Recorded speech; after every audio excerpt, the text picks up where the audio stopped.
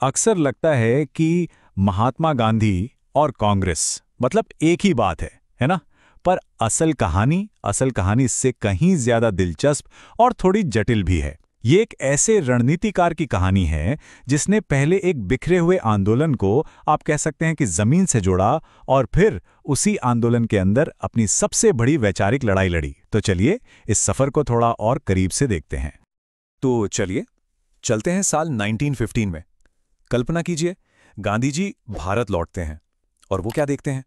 वो देखते हैं कि आज़ादी का आंदोलन दो बिल्कुल अलग अलग दुनियाओं में बटा हुआ है।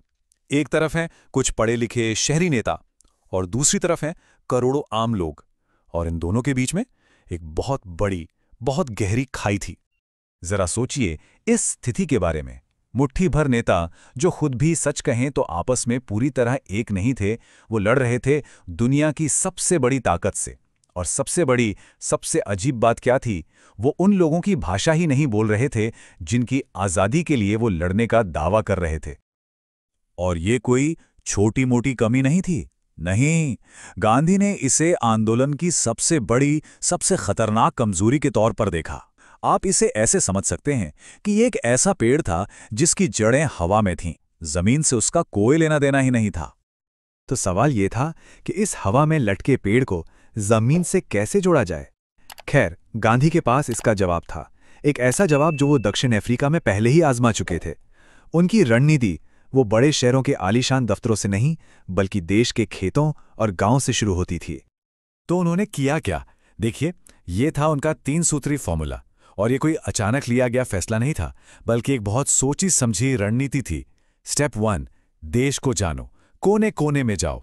स्टेप 2, लोगों से जुड़ो, सिर्फ बड़े नेताओं से नहीं बल्कि हर आम इंसान से। और स्टेप 3, उस जुड़ाव को ताकत में बदलो, किसानों और मजदूरों को एक आवाज देकर। और इस जमीनी काम का असर क्या हुआ? जबरदस्त। इसने कांग्रेस के साथ गांधी के रिश्ते की पूरी तस्वीर ही बदल कर रख दी। वो अब सिर्फ किनारे पे खड़े एक विचारक नहीं रह गए थे, नहीं, वो उस आंदोलन के तूफान का केंद्र बन रहे थे। इस टाइमलाइन पे जरा नजर डालिए, ये उनके सफर की रफ्तार को दिखाती है। 1915 में भारत वापसी, और सिर्फ 5 साल बाद 1920 में वो देश के सबसे बड़े आंदोलन को लीड कर रहे थे। सोचिए, और उसके कुछ ही समय बाद वो कांग्रेस के सबसे बड़े और निर्विवाद नेता बन गए। ये एक असाधारण, एक इनक्रेडिबल चढ़ाई थी। और ये सिर्फ एक पदवी का बदलाव नहीं था, नहीं, ये शक्ति के केंद्र का बदलना था। मतलब अब जब गांधी बोलते थे तो ये माना जाता था कि कांग्रेस बोल रही है, कि पूरा देश बोल रहा है। वो संगठन की ऑफिशियल आवाज बन चुके थे। इसका सीधा सा मतलब ये था कि अब कांग्रेस का कोई भी बड़ा फैसला गांधी की मर्जी के बिना हो ही नहीं सकता था। जरा सोचिए, एक आदमी जो कुछ साल पहले तक एक बाहरी व्यक्ति था, अब वही पार्टी की धुरी बन गया था। ये उनके प्रभाव का आप कह सकते हैं शिखर था। लेकिन कहते हैं ना, जब कोई शिखर पर होता है तभी सबसे बड़ी चुनौती सामने आती है। गांधी ने आंदोलन को जनता से तो जोड़ दिया था, ये सच है, लेकिन अब एक ऐसी दरार सामने थी जिसे भरना कहीं ज्यादा मुश्किल था। एक ऐसी चुनौती जो उनके नेतृत्व की असली परीक्षा लेने वाली थी, और वो थी हिंदू मुस्लिम एकता का सवाल। तो सवाल यह है कि यह मुद्दा अचानक इतना जरूरी क्यों हो गया? क्योंकि अब लक्ष्य बदल चुका था। अब बात सिर्फ कुछ अधिकारों की नहीं थी, नहीं, अब बात थी पूर्ण स्वराज की, यानी पूरी मुकम्मल आजादी की। और जाहिर है, अगर एक आजाद देश बनाना है तो पहले यह तय करना होगा कि उस देश में सब लोग एक साथ कैसे रहेंगे। इसी वजह से एकता की समस्या एकदम सेंटर स्टेज पर आ गई।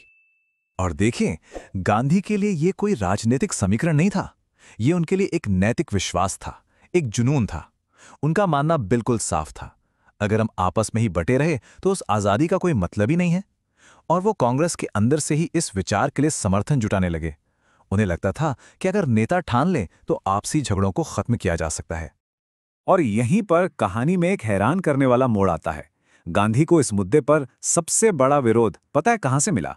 मुस्लिम लीग या अंग्रेजों से नहीं, सबसे बड़ी चुनौती उनके अपने ही घर से आई, यानी कांग्रेस के अंदर से। अब देखिए, बात यह नहीं थी कि कांग्रेस के नेता एकता नहीं चाहते थे, नहीं, लेकिन कई बड़े नेताओं को लगता था कि गांधी शायद जमीनी हकीकत को नजरअंदाज कर रहे हैं। उनका मानना था कि दोनों समुदायों के बीच अविश्वास की खाई वो इतनी गहरी हो चुकी थी कि उसे सिर्फ बातों से नहीं भरा जा सकता। और यहीं से पहली बार इसे खास मुद्दे पर गांधी का प्रभाव कमजोर पड़ता हुआ दिखा। ये एक लाइन ये सब कुछ कह देती है। जरा सोचिए, जिस इंसान की एक आवाज पर पूरा देश खड़ा हो जाता था, उसी की आवाज उसकी अपनी ही पार्टी में साफ साफ नहीं सुनी जा रही थी। ये दिखाता है कि उनका प्रभाव जितना विशाल था, उतना ही जटिल भी था। तो आखिर ये असहमति थी किस बात पर? इसका केंद्र था एक विचार, पृथक निर्वाचक मंडल। अब ये क्या था? ये एक ऐसा सिस्टम था जिसमें मुस्लिम मतदाता सिर्फ मुस्लिम उम्मीदवार को ही वोट दे सकते थे। अब कहने को तो ये सिर्फ एक चुनावी प्रक्रिया थी, पर इसके मायने बहुत गहरे थे। और यहीं पे दो बड़ी सोच, दो अलग अलग दुनियाएं आमने सामने आ गईं। एक तरफ था गांधी का सपना, एक देश एक वोटर। उनका मानना था कि अगर हम अभी से धर्म के नाम पर बंट गए तो देश कभी एक हो ही नहीं पाएगा। और दूसरी तरफ था एक वास्तविक डर।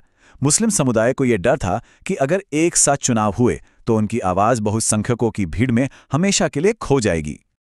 और गांधी के लिए ये बहस का अंत था। वो इस नतीजे पर पहुंच चुके थे कि पृथक निर्वाचक मंडल को स्वीकार करने का मतलब है एक राष्ट्र के विचार को शुरू होने से पहले ही खत्म कर देना। उनके लिए सिर्फ एक राजनीतिक समझौता नहीं था, ये भारत की आत्मा पर एक चोट थी।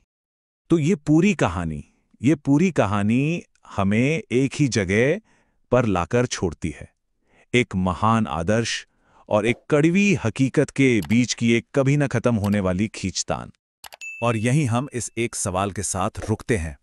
जब किसी नेता का एकता का एक नैतिक सपना लोगों के मन में बसे डर की राजनीतिक हकीकत से टकराता है, तो किसे झुकना पड़ता है, सपने को या हकीकत को? ये वह सवाल है जिसका जवाब गांधी ढूंढ रहे थे और शायद हम आज भी ढूंढ रहे हैं।